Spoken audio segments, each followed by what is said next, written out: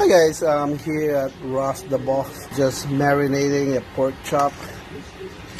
I boil this one first, then marinate, cook it tomorrow. Good morning guys, ano ang akong gi-marinate gabi. So murag ni soak ng yun kayo ang akong ang lasa ini. Ang akong gamit sa pag-marinate ini mao ang garlic, onions, lemon,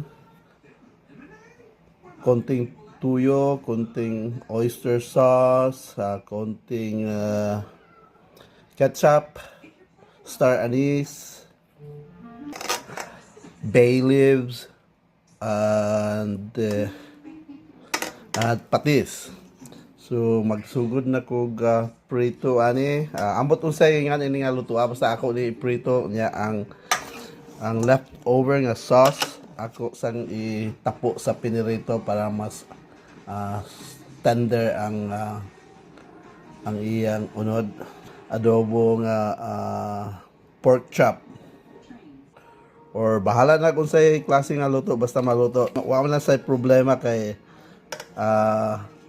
this is for me and for my family. So go lang basta magluto, basta may sudan, di ba?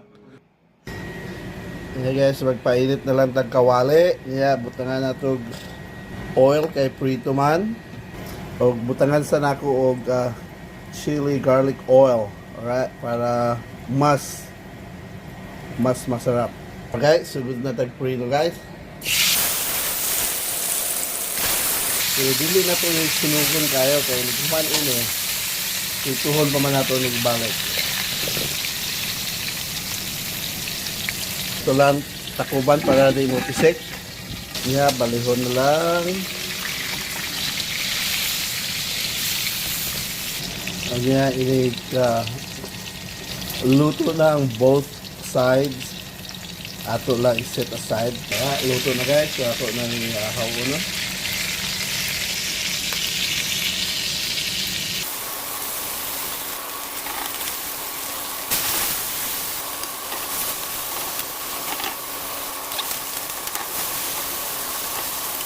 Ako din gituyo hiwa sa kilid kini para dili mo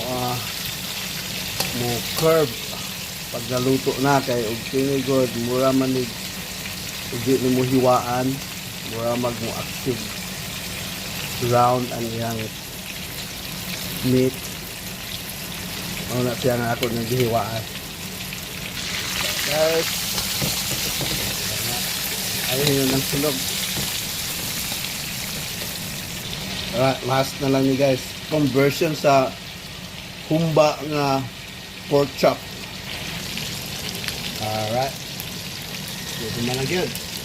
Ano dito ang luto, kini isa na lang ang kuha.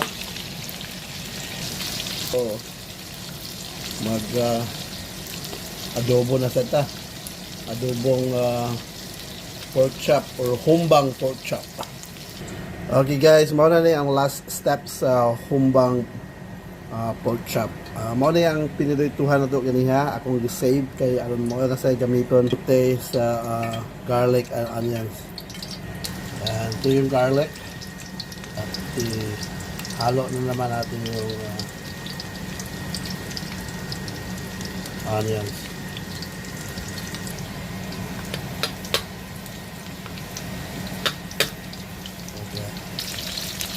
Yun.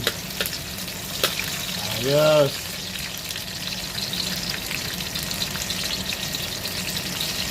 Mahinang apoy lang at saka ibalik na natin ito.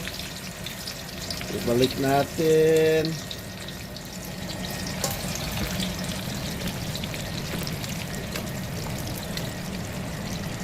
Yun.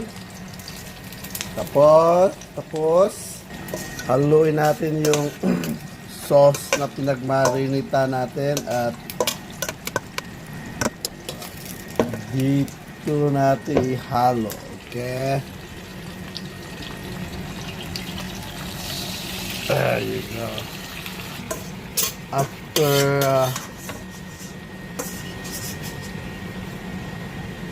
15 to 20 minutes, Okay na ito. Okay? Takpan na lang natin at antayin na lang natin. Ready na for lunch. Dahan-dahan lang na apoy, okay? While waiting to get done, we have to wash what we're using, okay? Okay guys, mauna ni guys ang adobong pork chop. Pero kuwang pa ni mga in 10 minutes. Talagang malambot na yung skin yan. Yung pork chop na may skin.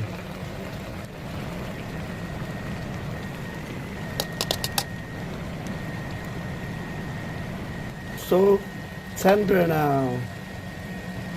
Yeah.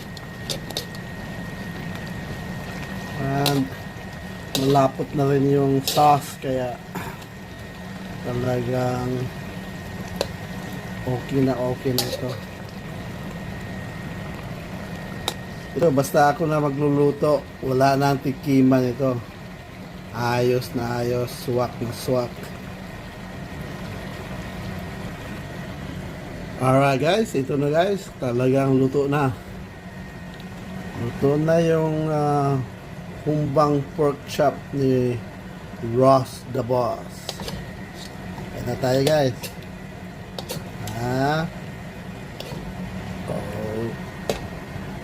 Okay.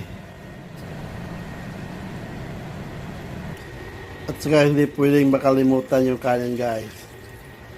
Ito ang pinaka-importante ng buhay Pinoy.